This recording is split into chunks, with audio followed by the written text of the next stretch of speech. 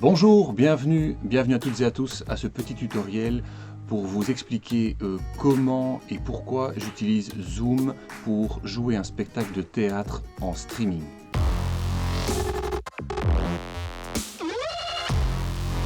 Alors la première raison, c'est que je devais absolument, puisque c'était le lockdown, le Covid, trouver une solution où j'étais tout seul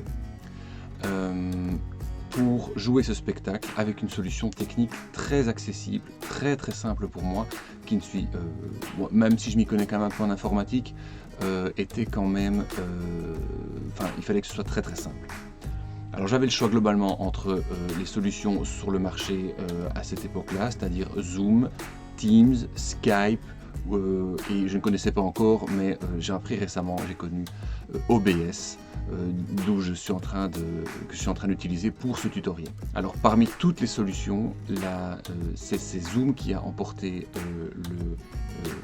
mon choix pour la simple raison que c'était le plus performant pour utiliser les fonds d'écran virtuels dont j'avais absolument besoin pour mon spectacle. Alors évidemment pour Zoom, il m'était obligatoire d'acheter un forfait payant d'une quinzaine d'euros par mois, puisque la version gratuite est limitée à 45 minutes et mon spectacle fait 1 heure. Donc je vais absolument sécuriser ça. Le prérequis absolu aussi, c'est d'avoir un écran vert. Donc ici, moi je me suis installé dans un studio plus confortable avec le temps, mais au tout début, j'avais à peu près le même genre de tissu, très bon marché, que je collais sur mon mur pour tout l'espace disponible de la caméra. Laissez-moi vous montrer dans Zoom comment ça fonctionne. Alors vous avez donc ici cet écran d'accueil qui est là et utilise donc bien les réunions classiques, ni les conférences, donc rien d'extraordinaire. J'active ici et voilà, donc vous me retrouvez à l'écran. Bon, ici c'est une autre caméra de moins bonne qualité et mais pour le spectacle, j'avais une caméra HD. Hein. On voit bien que mes cernes sont assez spectaculaires et normalement je me maquille. Bref, on n'est pas là pour refuger de ma gueule, mais de la pertinence de cet outil.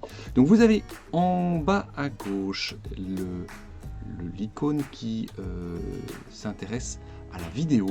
Et sur la petite flèche qui est juste à droite, vous allez évidemment utiliser un background, un arrière-plan virtuel que vous allez pouvoir choisir. En fait, voilà, cette petite boîte va s'ouvrir, vous me revoyez de nouveau, et il s'agit bien donc de l'icône background et filtre qui est ici indiquée. En réalité, dans le spectacle, j'ai utilisé une vingtaine de backgrounds, ce qui m'a permis à chaque fois de créer des univers différents, donc vraiment comme des décors que j'affichais sur l'écran vert. Alors pour cela, vous devez les ajouter manuellement, ce que vous pouvez faire avec l'icône ici. D'ailleurs, ça apparaît Add Image or Vidéo, donc ajouter une image ou une vidéo.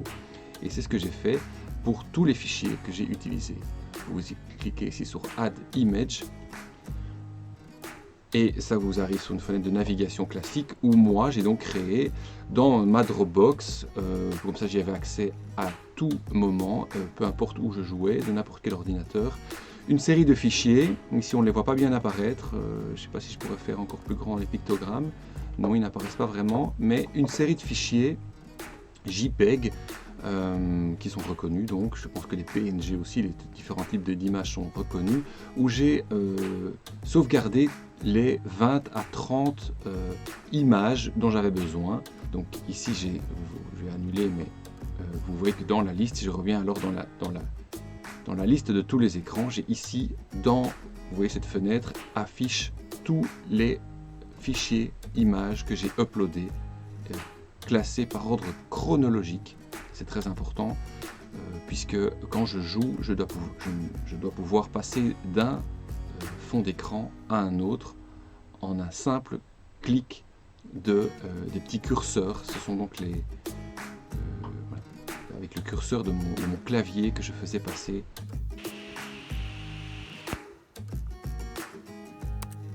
Et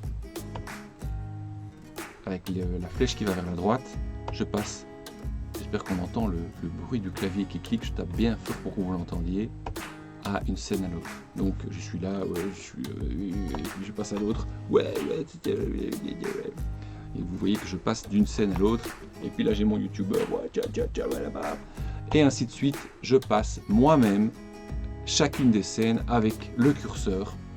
Alors évidemment c'est plus confortable de le faire avec quelqu'un d'autre, et c'est ce que j'ai fait dans certaines occasions où c'était très important, au début du spectacle notamment, mais à force de le faire, c'est une information de jeu que vous pouvez intégrer facilement tout seul, et ce qui permet de créer autant de scènes, éventuellement des transitions comme celle-ci, où je me retirais de l'écran, hop, pour passer une information de narration qui était importante à dire, on passe et se retrouve dans un autre espace. Alors un détail quand même qui est assez important et du coup qui montre un petit peu à quel point j'ai détourné le système, c'est que en réalité je reste pendant toute la durée du spectacle sur cette fenêtre que vous voyez là, celle-ci, des settings, donc des paramètres. Je ne joue pas, le seul retour, enfin comment je vais dire, le seul retour que j'ai quand je joue face à l'écran, c'est cette petite fenêtre que vous voyez sur un écran qui en réalité est beaucoup plus grand, vous le voyez également, parce que c'est de cette fenêtre-là que je contrôle l'image d'arrière-plan. Donc pendant toute la durée du spectacle, je suis face à cette fenêtre-là, et donc bon, je n'ai pas besoin de ma souris, je n'ai pas besoin de double-cliquer, je n'ai pas besoin de faire des allers-retours entre le retour de la salle et ce que je vois à l'écran. Je reste tout le temps dans cette zone-ci. Parfois je la bouge un peu, ce qui me permet, enfin je dois la bouger bien, ce qui me permet, ce que je vais l'activer, d'avoir ici le chat en parallèle. Donc sur le même écran, j'ai le chat à droite de l'écran et le retour ici pour voir ce que je joue, parce que parfois je sors de l'écran, donc je ne connais pas mes repères parfaitement. Ça c'est très important, j'imagine que vous le comprenez, ce n'est que dans cette fenêtre que je peux changer avec le clavier le fond d'écran. Je sais pas, personnage ici, hop, là, c'est le seul endroit où j'ai accès à ça. Donc voilà. Je ne sais pas, Zoom n'a pas encore prévu cette option-là de changer facilement les backgrounds. Donc voilà, ça c'est ma manière un petit peu bâtarde d'avoir détourné le système. Voilà pour Zoom et l'aspect unique. Je n'ai pas trouvé ça ailleurs jusqu'à présent, sauf dans OBS bien sûr, mais OBS requiert vraiment que vous ayez un technicien avec vous. Ici c'est pas mon cas, je peux gérer tout seul, et c'était très important. Je referme ceci, donc vous avez cet écran.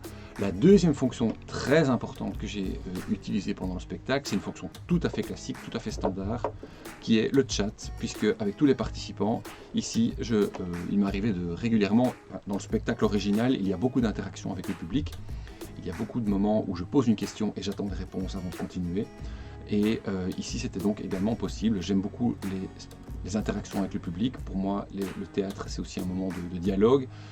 J'utilise beaucoup ça, c'est un peu dérivé de ma pratique de l'impro. On me demande des suggestions et les suggestions sont données par le public. Dans le spectacle Pizza Economy, c'est un spectacle à 90% écrit, mais il y a quelques interactions avec le public, des choix, des suggestions qui sont demandées, et donc c'est via le chat que j'utilisais. Donc réellement en temps réel, je pouvais poser la question, écrivez-moi dans le chat, et j'avais les réponses qui apparaissaient directement ici également. Ce chat était pour moi la bonne manière d'avoir cette interaction que je souhaitais.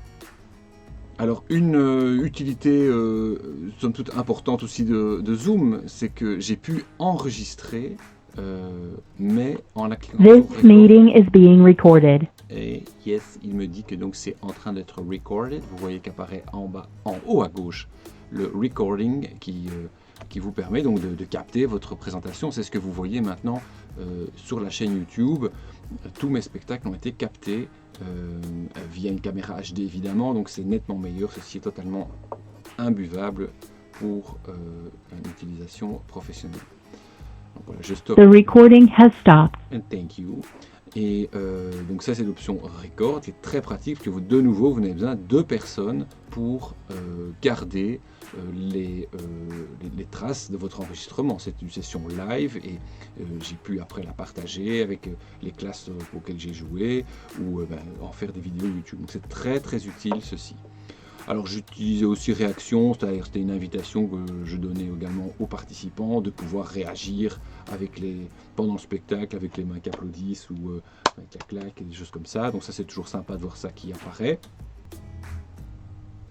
Donc pour ceux qui utilisent déjà Zoom, vous êtes donc au courant des options qui sont utiles, c'est-à-dire que vous pouvez planifier un rendez-vous.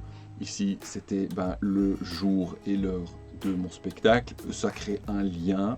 Ce lien, vous pouvez le diffuser, soit dans votre invitation, si vous faites un système de ticketing électronique, ça génère un email automatique, et comme ça il a le lien, ou quand c'est par un autre biais gratuit, vous avez le lien et c'est également accessible et très facilement, l'accès est géré super simplement et de manière stable. J'ai jamais eu de problème avec Zoom à ce niveau-là. Le lien était toujours fiable et j'ai jamais eu d'intrus qui se sont pointés dans mon spectacle. J'ai quand même joué une quinzaine de fois en ligne pendant toute la durée du confinement. Et ça a fonctionné très très bien. Et une autre vidéo qui elle, explique davantage le matériel que j'ai utilisé pour cette représentation. Ici, je m'attardais surtout sur l'option qui m'a aidé à jouer ce spectacle et à créer des scènes théâtrales grâce au fond d'écran virtuel. Voilà, maintenant que le confinement est terminé, le spectacle se joue de nouveau dans les écoles et d'autres contextes liés à l'économie et aux choix et aux orientations de carrière et aussi aux questions de la durabilité.